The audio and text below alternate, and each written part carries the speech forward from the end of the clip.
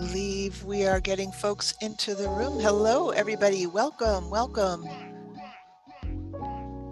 Tony Lizama, welcome. I see we have some friends with us today. Hello, Elizabeth and Garcia and Gerald. Again, hello. Kim, Jessica, Mark, Tessa, hello. So glad you all could join us today. We are at 12:58 and we'll begin in 2 minutes.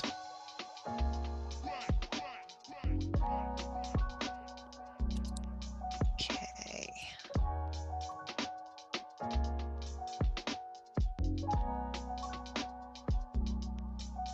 And I want to make sure I can see comments in the chat box. Do me a favor and in the chat box, let us know where you're calling in from.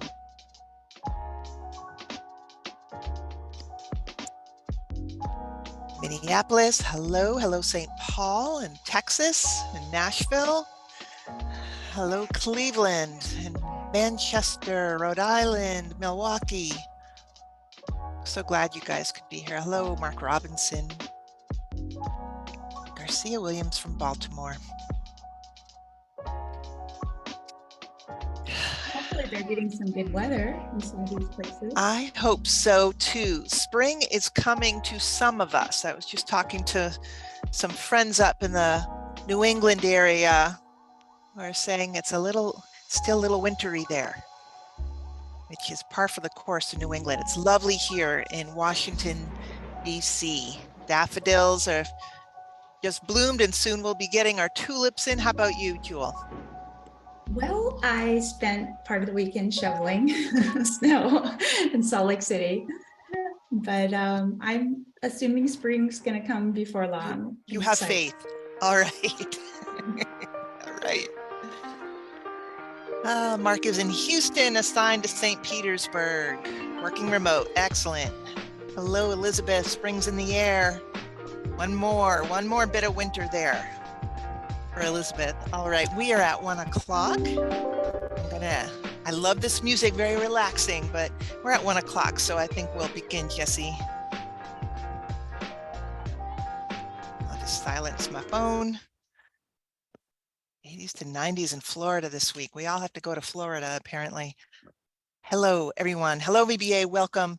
My name is Mara Shaughnessy. I'm a program manager for SEEDS, the Skill Enhancement and Employee Development Series. I am so glad today to be featuring Dr. Jewel Jones, who'll be talking to us about this very important topic, mindfulness and self-care. From all the research I have seen, bouncing back after COVID for our culture here in our country and all over the world has been tough. So many of us are reporting feeling burned out, overworked. And I find that very interesting because, we're working from home so much more these days, which you would think means we're more relaxed and get more sleep, but that's not how it's working. And I suspect it has something to do with the fact that we all need to cultivate more mindfulness and self-care. So with that, we reached out to Dr. Jewel Jones, who has been teaching mindfulness for so long now. And Jewel, I'm going to, Dr. Jones, I should say, I'm going to ask you to introduce yourself to our group. Well, thank you, Mara. I appreciate that. And I appreciate the opportunity to share a little bit about mindfulness and self-care with everyone today. A little bit about myself. I've been in the VA for about 4 years, but prior to the VA, I was a professor and an administrator, and that's when I really got involved with mindfulness a little over 20 years ago. And my background started before getting involved with mindfulness. I have a bachelor's degree in psychology, a master's in rehab counseling, and my doctorate in rehabilitation. And I really started finding a lot of positive benefits to mindfulness. And I started incorporating it in my life. And so I'm hoping that I can share a little bit about my mindfulness journey today with you all. Excellent. Thank you so much. And with that, I will give you the floor. Everyone, I am monitoring the chat box. Any comments, questions, anything you want to share, please use our chat box for that. We'll get to as many questions as we can today. And I'll be jumping in and out to share what I see with you, Dr. Jones. And with that, let's just dive in. All right, well, thank you. So let's go ahead and move to our objectives. And I want to maybe begin with a little bit more about my mindfulness journey. It was about 20 years ago, and I was finishing up my doctorate. I was working as a crisis counselor full-time in the hospitals and jails. As a wife, a mother of two little boys. I was overweight. I was very, very stressed at the time. I wasn't sleeping well. And I started hearing this buzz about mindfulness and all the benefits that it could provide for us. So I finally, took the plunge. I picked up a book and thought, well, maybe I can incorporate it a little bit. Maybe I can make time for it. And I started learning about self-gratitude and incorporating mindfulness into little areas of my life. And I was really surprised because I started sleeping a little bit better and I even lost a little weight. And then I thought I was doing, feeling happy and positive. And my youngest son, very little at the time, he came up to me, he's like, Mommy, you're so fun to be around. And I said to him, well, haven't I always been fun? And he kind of shrugged his shoulders and went on to play with one of his toys. And it was that point that I realized that I need to be more present in my life and I need to make time for myself, my family, but most importantly for me. And that's how my mindfulness journey started. So today I want to share with you a little bit about how mindfulness and self-care can make a difference in your overall wellness, just as it's done for me. I'll start off a little bit with just a preview on what mindfulness is and give you a deeper understanding of the research findings and how it can help with our stress. Then I'll go in and talk about some focus and communication and help us with a little bit less distraction and more production. And then we'll talk about our positive emotions and even our inner critic. And then, of course, how stress impacts our body. And I'll share with you a couple techniques to release tension. So I imagine many of you are stressed out. And let's talk about stress a little bit. Workplace stress is increasingly on the rise, and people find it hard to believe sometimes that it actually is related to more health complaints,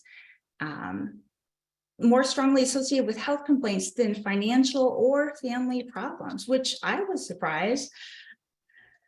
According to a Harris poll, stress is more associated with these problems. And I'm curious, I would like to know your stress level. So if you don't mind, go ahead and put into the chat on a scale of 1 to 10, with 10 being stressed to the max, what is your stress level right now?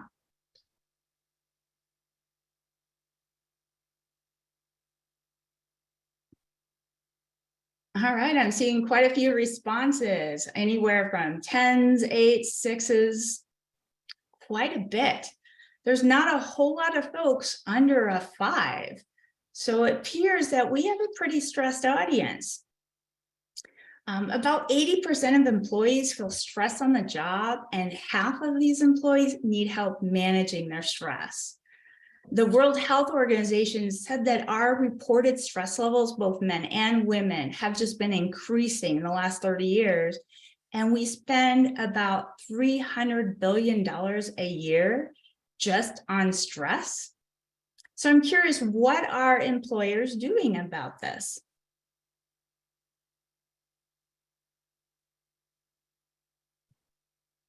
And next slide. So I put a couple major employers on the screen, and what you can see is that Aetna employees seen a 62-minute productivity increase with a mindfulness program. They also noticed a 28% reduction in stress and improvements in sleep quality. I mean, who doesn't need more better sleep? Google employees said that they were more calm, more patient, and they were able to handle stress easier. There's other employers that are using it, and I'm seeing in the research now that about 50% of companies are considering mindfulness because of the positive benefits. So you see Apple, Nike, and others, they have seen these results. The employees that are in these programs, they're reporting more job satisfaction, they're reporting better interactions with their coworkers, their bosses, and then on the management side, they're seeing less attrition, less staff turnover. So I've been talking to you about stress and mindfulness in the workplace, but what is this mindfulness? Let's dive into it. So mindfulness is paying attention on purpose in the moment without any judgment. It began in Eastern Buddhist philosophy and was initially offered in a hospital setting with people with physical conditions. And this was like in the late 70s, and it began to spread with popularity, especially the last 15 to 20 years. When you think about mindfulness, it's about maintaining a moment-by-moment awareness of our senses, our thoughts, our emotions. Are you present right now? Are you multitasking? Are you aware of what you're doing without being overwhelmed? Are you overreacting to situations? Well, that's one of the positives mindfulness can do for us, because we're going to choose how to respond based on the information we have, rather than just reacting, especially habitual reacting, which is very common. Mindfulness allows us to respond on the information we have in front of us. Let me tell you about a colleague of mine who is a habitual reactor. And I've seen some of you in the chat box earlier were from different parts of New England. So you may know someone in this situation, but I used to live in New England, and I worked with another professor who grew up in Boston. Now, I don't know if anybody in here has rode with someone in the car from Boston, but they really like to use their horn. So my colleague, he would honk at someone whenever they would go slow. Sometimes he'd even roll down his window and he would give them some Boston words. He would let them know to speed up in his Boston way. My cousin Vinny, nice. So what do you think? Did folks actually speed up when he honked at them or yelled at them? What do you think? Yes, no? Of course they didn't. No, they might have even slowed down. That would get him more angry on what's going on. And so he had this habitual reacting and he wasn't mindful. So I'm curious, if you think about your life, what are you doing that you automatically respond habitually without being aware? If anybody wants to put something in the chat, feel free. You know, I love this question, Dr. Jones, because I've heard some research out there saying something like we spend 45% of our day behaving habitually, which means, you know, reflex, automatic, don't think about it. We're kind of asleep at the wheel. And so much so that a lot of people don't even know that they're not very present in that moment. But when I started becoming more aware of what mindfulness is, what surprised me was just how much of my time I was really spending just in some kind of habit. That's a great point. Yes, and I think sometimes it's just so unconscious we don't even realize it. Yes. Yeah. So maybe let's jump into a little bit more with awareness, and so we can understand if we are being mindful and what that means. So normally when we experience something, we automatically react to that experience because of our past conditioning. So what mindfulness does is it brings awareness to our behaviors and our automatic reactions. it brings awareness into our thoughts and how we relate to them. You may have a thought, hey, I haven't finished my work yet. And you react with your thoughts, your words, your actions, which oftentimes can be negative depending on the thought. The reactions are so automatic that you don't even give it a choice, where when you allow, with mindfulness, you have a response, which is a deliberate, considered action. So what mindfulness does is it brings awareness to our decision making and what we're choosing to pay attention to. And that's a critical part, because a lot of times we are distracted, but we make conscious choices. All right, next slide. So on your screen here, I'm curious who can spot who practices mindfulness of the folks on the screen. Go ahead and type it in the chat.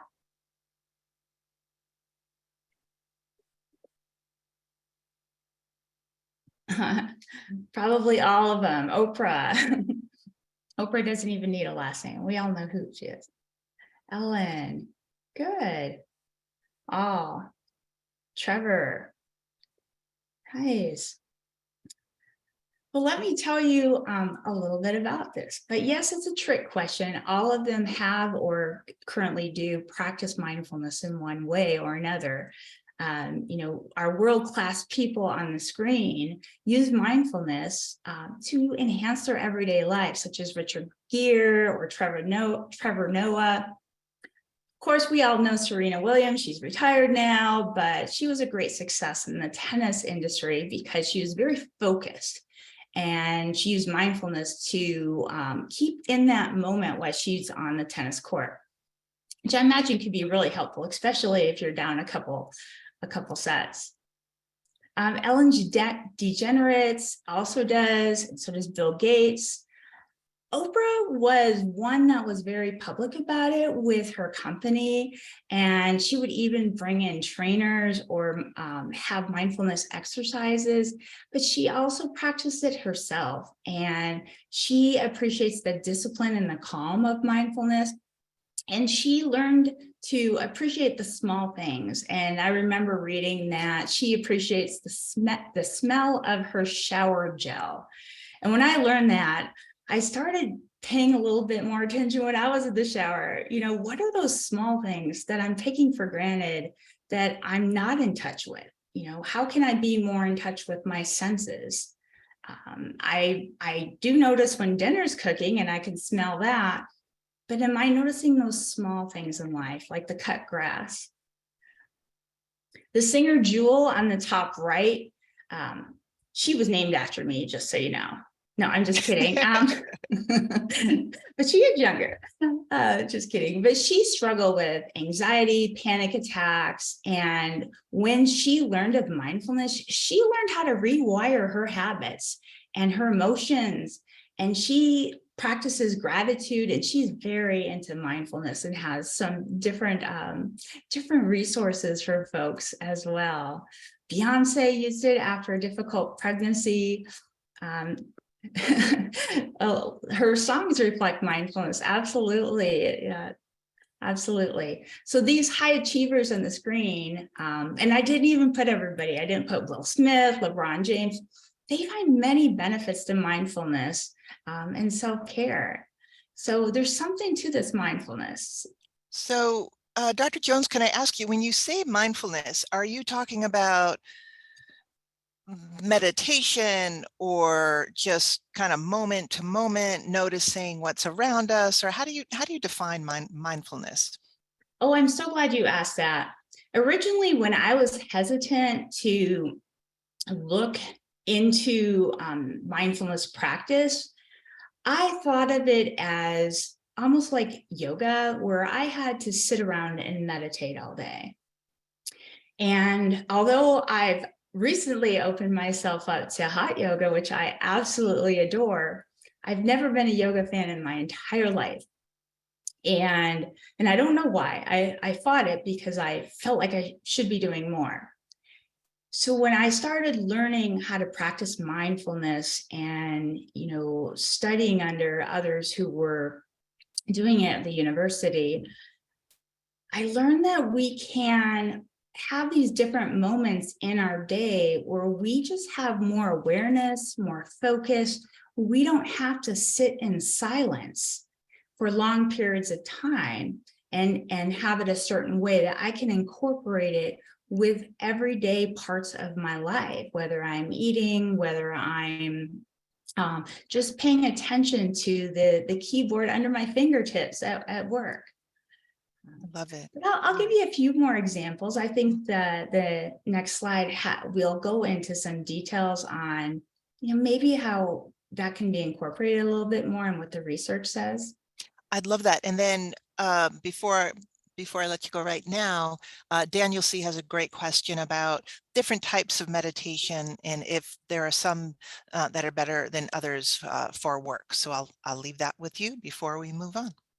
Oh, absolutely. I used to use mindfulness in my clinical work as well.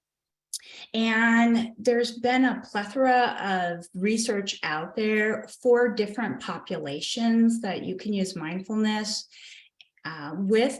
And I think each population, I have just like a big stack of books over here. Each population, there's some pros and cons to certain techniques. But as you can see on this slide, there's a really strong benefit for our emotional health. And so I think some of the resources that you put on the screen are absolutely great. And maybe later on at the end, we can talk about, some specifics too, because I imagine I'm not the only one on this call who's practicing mindfulness. And there's just so many fantastic resources out there, and even apps that can, be incorporated into your everyday. All right. So could you go back one more slide, please? Thank you. Awesome. So on this slide, I want to spend a little bit of time talking to you about what mindfulness improves. And one of the things that it improves is our cognitive functions. So our memory, our concentration, our creativity. Those of you that have had any work with Mara in the past with her leadership classes, you might increase your eye on your disc inventory. But your creativity, your mental flexibility. I was talking to someone the other day and they have these brand new job duties and they weren't expecting it. And just think about freeing your mental flexibility when you have a job with constant change.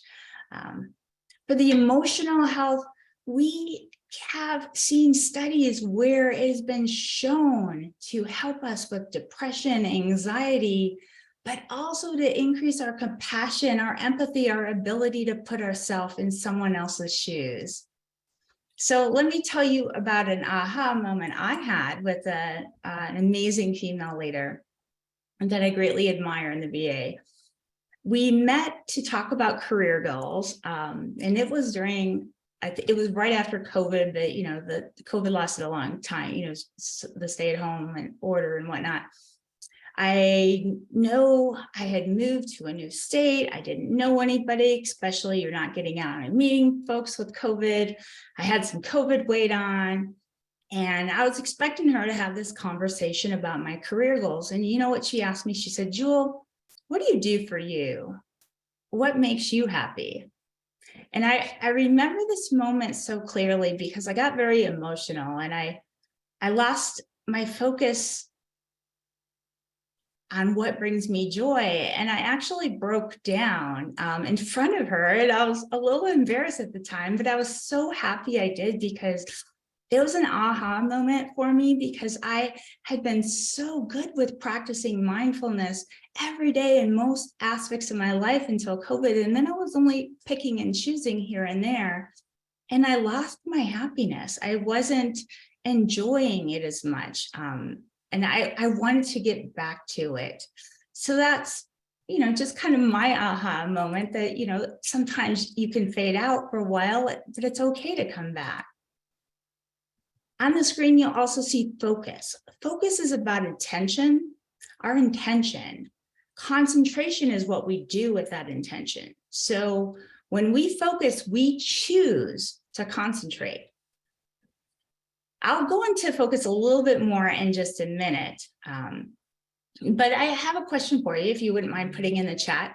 What percentage of adults report symptoms of physical stress? Go ahead and type that number in the chat.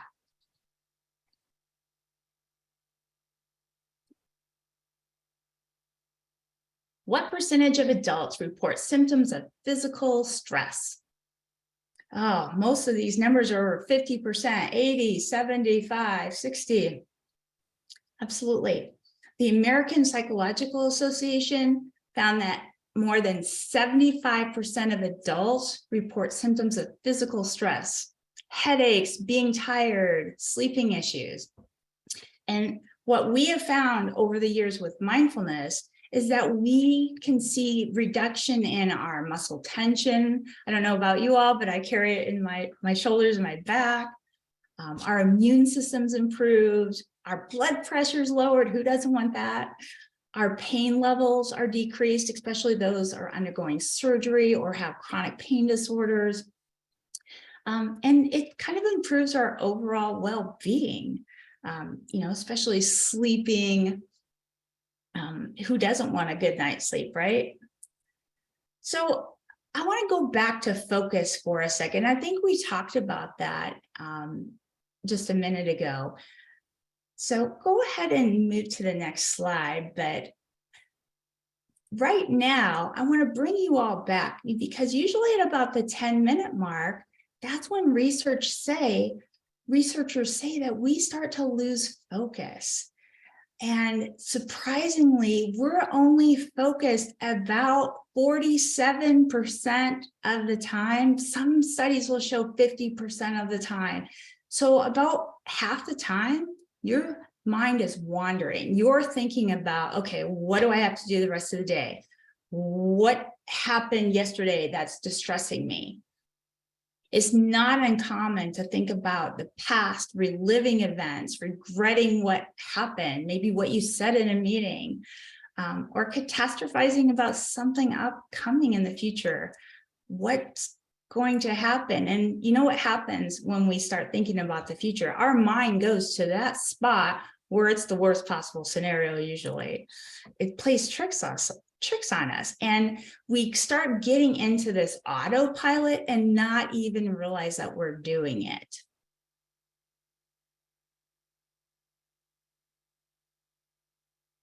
And next slide. So what we have found is that when our mind wanders, we're less happy, and research has shown that.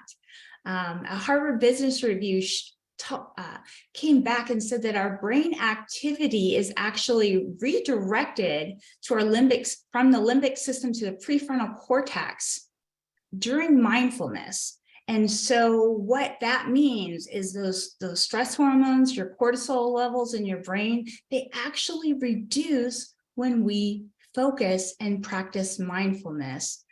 And a focused mind is a happy mind.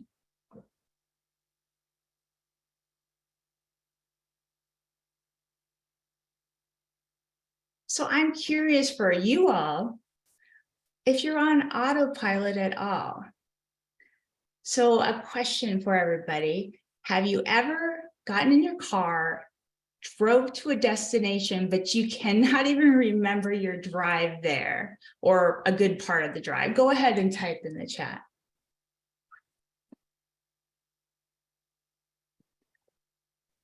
Quite a few of you have had that happen before. Yes, it's not uncommon. Before working for the VA, I had recently moved, and I had this 49-mile commute. Now that sounds awful for those of you that live in big cities, but it was a rural commute, and it only took me an hour or 55 minutes to get to work. And it was highway miles, and so it was fairly easy, unless it was a snowstorm, of course. And I had those times where I got to work and it's like, oh, wow, I don't even remember going through this town or this town. And so once I started practicing more mindfulness, I told myself, no matter what, every time I do that drive, I'm going to find something in nature that I'm going to appreciate. It was a rural area, so it was very easy to find something in nature. And so, we had beautiful birch trees, unless they were like leaning, but they were just so beautiful. Icicles, I'd find those to appreciate. Was always a porcupine. I don't know why. There was always a porcupine.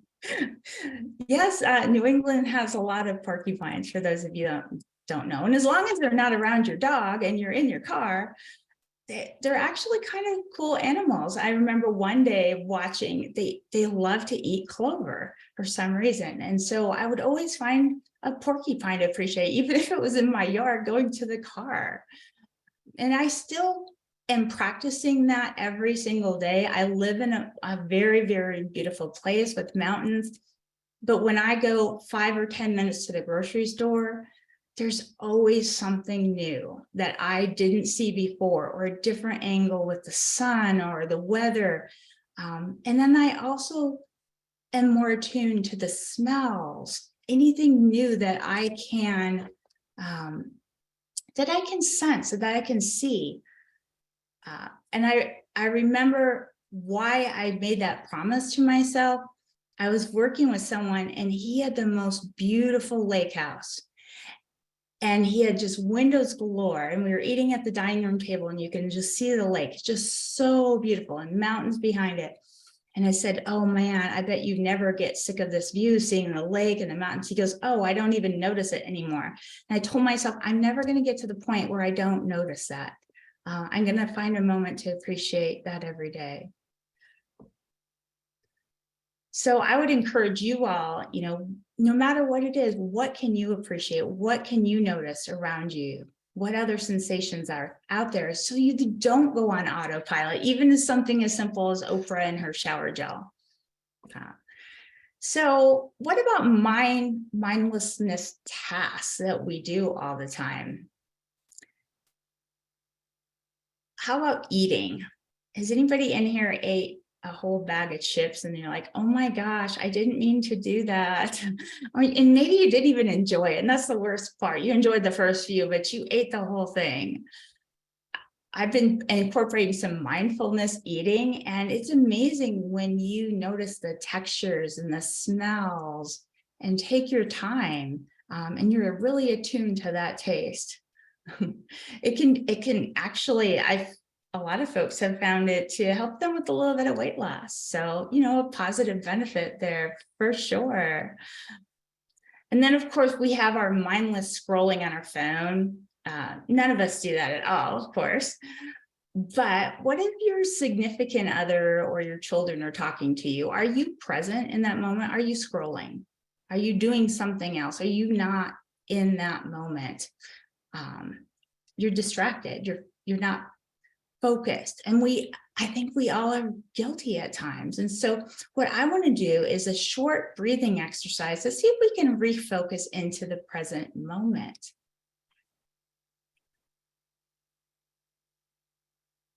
So I want you to go ahead and find a comfortable position. And we're going to do a short breathing exercise, help you learn a little bit more about some simple mindfulness techniques, where we're going to learn not only a little bit about a way to focus, but also what to do when we're struggling with focus, when thoughts start coming into our mind. Because our mind's super active, trying to resolve problems, thinking about what's next, and sometimes that makes it worse. So again, find a relaxed, comfortable position. If you would like, feel free to close your eyes. And notice before you did close your eyes that there was a cloud on the screen. Okay, and I'm going to bring your attention back to that cloud in a moment. I want you to focus on breathing in and breathing out, and nothing else. If your mind starts to wander, I want you to say to yourself silently,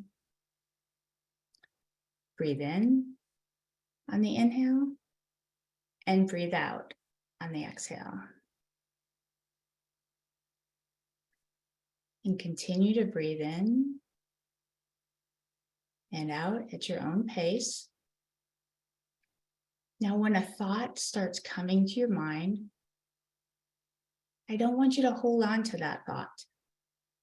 The thought is going to be like that cloud floating by in the sky. We're not going to give it meaning. We're just going to acknowledge the thought. We're going to dismiss it like a cloud floating by in the sky, allowing your thoughts to arise and dissipate with every sensation of your breath in and your breath out. And try a deeper breath in right now. And let's try maybe 4 to 6 seconds in. And exhale and release about 6 seconds, nice and slow. If a thought comes up, put it on that cloud and let it acknowledge it and let it float on by. Now, when you're ready, you can return back and open your eyes.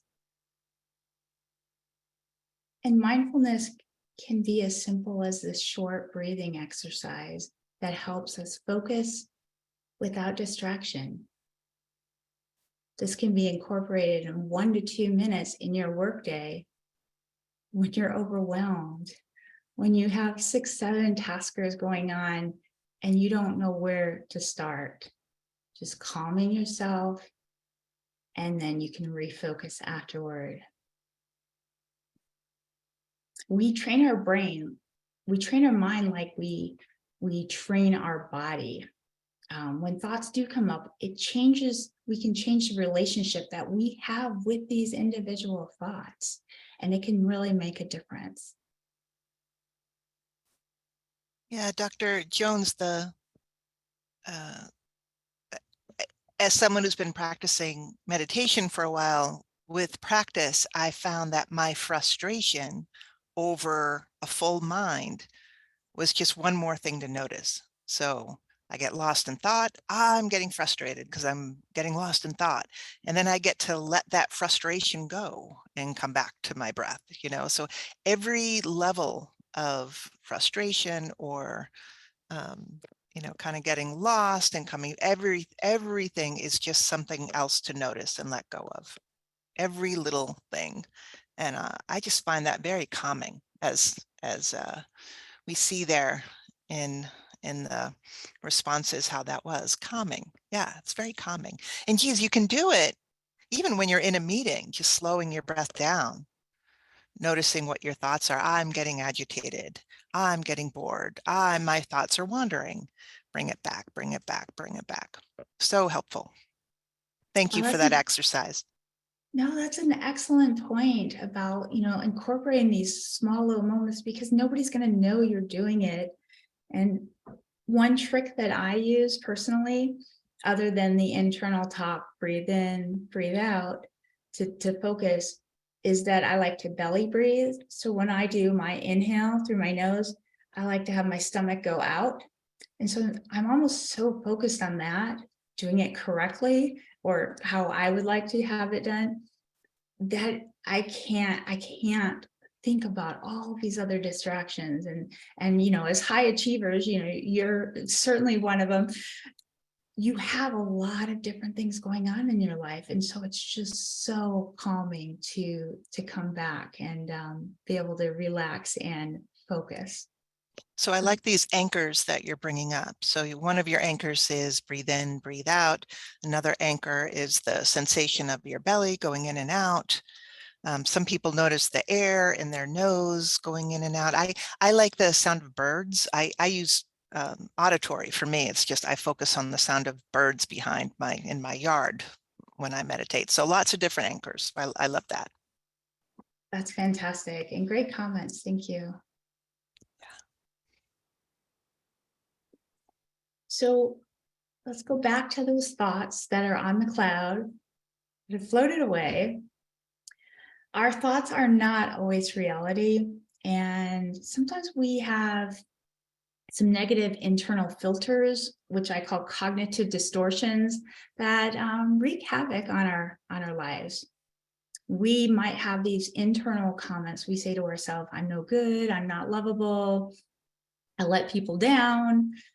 We might use all or nothing statements. I always mess up. I'm not good with numbers. And so these cognitive distortions are not healthy for us. We blame ourselves. We blame other people. We have a mental filter. Unfortunately, our brain wants to focus on those negatives sometimes and discount the positives we do. I'm in a steps challenge at work, and I'm also working on being healthier and trying to drop a few pounds just for, being healthier in this summer. And I had a sweet last week, a donut or something like that. And I remember that I was just like, oh man, I had bad food. I'm not doing good at all. But actually, I did pretty darn good the rest of the week. So sometimes our mind might do things like magnify things, blow things out of proportion. We've all done that, right? At one time or another. Or we jump to conclusions. And I suspect some of you on the call have jumped to a conclusion with a coworker or a friend. I had a friend once, and folks forgot her birthday, and it was several years ago, and she was really upset because, she's like, well, they don't value me. Why aren't my cousins or folks contacting me? But there was actually a different event that went on at the same time, and it wasn't what she thought. So we sometimes jump to conclusions about ourselves, about others. Yeah, I like what you said in the chat, Robin. Let's give folks a little bit of grace and Renee, not catastrophize. We also don't want to label. It's so easy to do. It's so easy to label or to personalize. We all have this inner critic. I, always picture one on our shoulder. The inner critic's beating us up. Think about, right now it's primetime basketball season, right? Well, if someone missed a shot at the end of the game, did the team really lose the game because of that one person? They lost the game because of me? No, it was the whole game. And so we personalize. Well, and, for some of you all, you may think, well, that was my team. It was that person that missed the last shot, but it's having, it's blaming yourself in a situation where there's a lot of other parties and contributing factors to what's going on to distort it. And then we recognize that our thoughts when we can recognize that our thoughts aren't reality, we're going to have tremendous emotional peace. So I'm curious for you all, who's been in a situation where we didn't meet a deadline or handle a situation well with someone at work? Go ahead and just type in yes or no. If you in the last month have been in a situation where you didn't meet a deadline or you didn't handle a situation well at work. A few folks. I would probably say quite a few of you. Okay, and maybe not the last month, but with the last employer, and others have as well. Well, what I want to do, Jesse, can you go ahead and go 2 slides forward? Thank you. We can retrain our mind, because mindfulness teaches us that our thoughts are just thoughts. They're not facts. We can stay present and not focused on the past or the future. With mindfulness, we are learning to be aware. We're learning not to judge others. And sometimes that is easy to do. Maybe we're in a meeting and we find ourselves agitated with someone, a coworker, a supervisor. I'm using work examples because we spend 40 hours a week at work. But it could be a family example as well. Did we jump to a conclusion? Do we have judgment about something that they're doing or didn't do that's causing us strain? Well, when we practice mindfulness, we're going to be more in tune with our judgment, our likes, our dislikes, our associations, because we have different memories, stories, or even compare our situation to others. And we can retrain our mind to have compassion for ourselves and compassion for others. Can I ask you a question, Dr. Jones? So I think we see this in others. I think we can look at others and say, that's just a story that they have in their mind, and they think that's really real and important, but we know, they're, that's not true. That's just their story. But with ourselves, it's a really hard thing to do, to think our thoughts aren't big wisdom. Our thoughts are just thoughts. How do you remind yourself when you start getting, I don't know, worried or anxious or upset, that my mind is just spinning? It's just a story I'm telling myself. It's not big truth. It's just a story. How do you remind do you remind yourself to do that, or how is that for you? I absolutely do. One of the things is I try to use compassion and empathy, putting myself in someone else's shoes, looking at it from a lens of an outsider looking in. What would they see in my situation? Would they have the same lens that I would see? Often we are much harder on ourselves than others are on us. And so if we can have that outside lens, sometimes we realize that we do have these cognitive distortions. We aren't practicing kindness or self-love. And sometimes we're judging not just others, but we're judging ourselves. Exactly. Love it. There's this great question I have to draw your attention to from Carrie in Milwaukee. Is there a connection between mindfulness and thankfulness or gratitude? Oh, I'm so glad you asked that question. It's a Let's good go one. ahead and go to the next slide and let's talk about it. It was perfect timing there, Carrie. Practicing gratitude for mindfulness has been proven by research to improve our mental health. There's no doubt about it. It is spot on. And I'm curious, what are you all thankful for right now? Maybe your job, maybe your relationship. What are you thankful for? And feel free to type that in the chat. And while you're doing that, I want to tell you something that really resonated gratitude for me.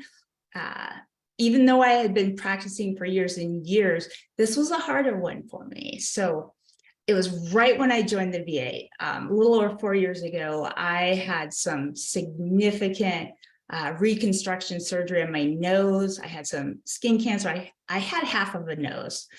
It was significant surgery. I didn't have enough skin, and it was down to my cartilage. It was awful. And, in those moments, you're like, oh man, this is awful. And you have the self-talk. And so I remember having this amazing surgeon, a long recovery where I felt good. I just looked awful. And I came back to my mindfulness. I wasn't practicing it. What can I be grateful for? And I started thinking about it. Darn, I'm blessed to live in a country where I have great surgeons. I am so thankful that I work for the VA and I have great insurance. And darn, I'm also happy that I have extra skin that I could use on my cheeks and my neck, that I could use and also kind of get rid of a few wrinkles because they borrowed it from other places. So it was like eye-opening for me how helpful and gratitude can be when we just change that narrative that we have with ourselves. It really can curb our negative emotions. And I was using self-gratitude there, but it can really help how we communicate with others too, because we can really deepen those relationships. And oftentimes we're more forgiving of each other, especially when we reframe the context there. I know on your screen, I have a little table with our experience in active gratitude, and notice how we reframe our nervous conversation talking to our supervisor, which might get our mind going. And think about it, our supervisor's making time for us, or how we reframe sitting in the back of an exercise class. And, we are making time to do exercise and time for ourselves and time for our body. Even no matter what, we can even help learn to appreciate the small things in life and places. So thank you for asking the question. I just love talking gratitude. And next slide. So just quickly here, because I want to get to one last exercise for you. What we can incorporate mindfulness in our everyday life if we watch for automatic pilot, if we are open to new experiences and don't just react habitually, if we're non-judgmental with ourselves, with others, it can really improve our communication. And so what I want to do is I want to take a moment with the next slide and do a simple body scan exercise for you for about 2 to 3 minutes. It's usually, when I present, it's everyone's favorite exercise, depending on, the person. But if you would just kindly take a moment to indulge me for 2 to 3 minutes and put down whatever you're doing and find a relaxed, comfortable position, preferably sitting down.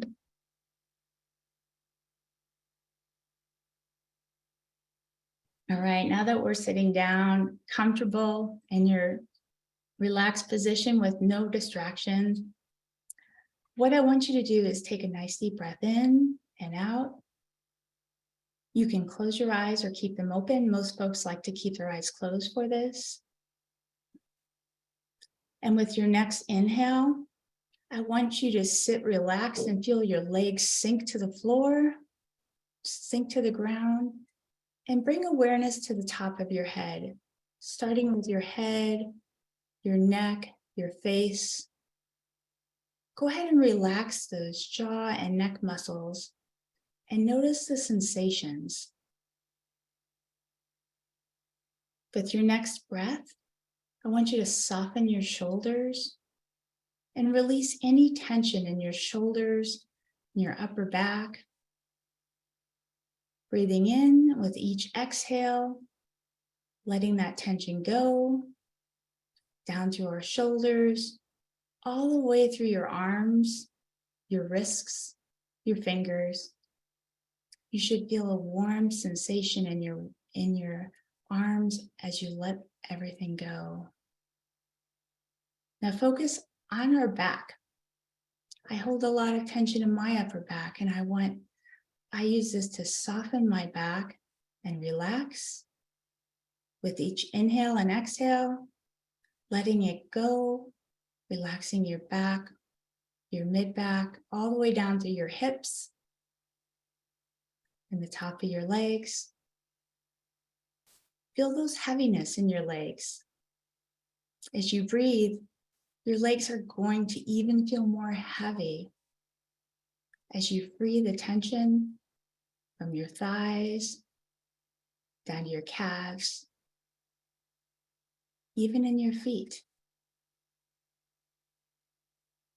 Notice the relaxation you feel on your next breath, all the way from our soft jaw and our head, our relaxed shoulders, your loose back, hips, legs, all the way down. As you relax, feel the sensation and breathing in, breathing out, letting the tension go, and also settling your mind.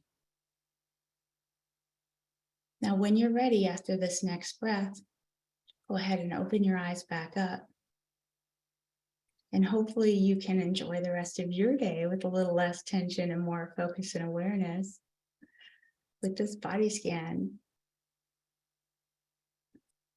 I do a one more slide for you. Hopefully I didn't relax you too much. I've had students actually fall asleep. But I just want to thank you all today. And in closing, I just want to tell you, mindfulness is a way to help us be more present. And the research is out there. There's so many positive physical and mental benefits, and including just being more focused and aware, having better communication. We can use mindfulness in almost every environment, like Moira was saying earlier. And it only takes minutes a day. Even like when you are eating, you can absolutely have it. We can release our emotions and or release our tension and just have positive emotion. And you don't have to be perfect. Mindfulness is progress, not perfection. I do have a short little course survey that if you wouldn't mind taking at the end, I would be happy for you. And then we have a handout with some general tips that you are welcome to look at for just like an ABC method for distractions, or when you're overwhelmed, what can you do, or just ways to incorporate mindfulness into your everyday life. So I hope you've enjoyed the presentation today, and I appreciate your time. Thank you, Dr. Jones. I just shared, please, please, please, this is me begging, please take the evaluation. It's in the chat box. So just scroll up. I know we have a lot of text coming in right now, but please do scroll up. I'll put it in there one more time. We take these evaluations so seriously. So thank you all for being here today. And Dr. Jones, what fantastic information. I can tell you just through sitting through this, my stress level has gone like 10 points down. I'm feeling kind of like a new person right now. So thank you. Lots of great stuff. And as always, a recording of the session will be on our SharePoint site. I'm going to bring that up for you right now so you can see where the handout from Dr. Jones will be. It's in our SharePoint site.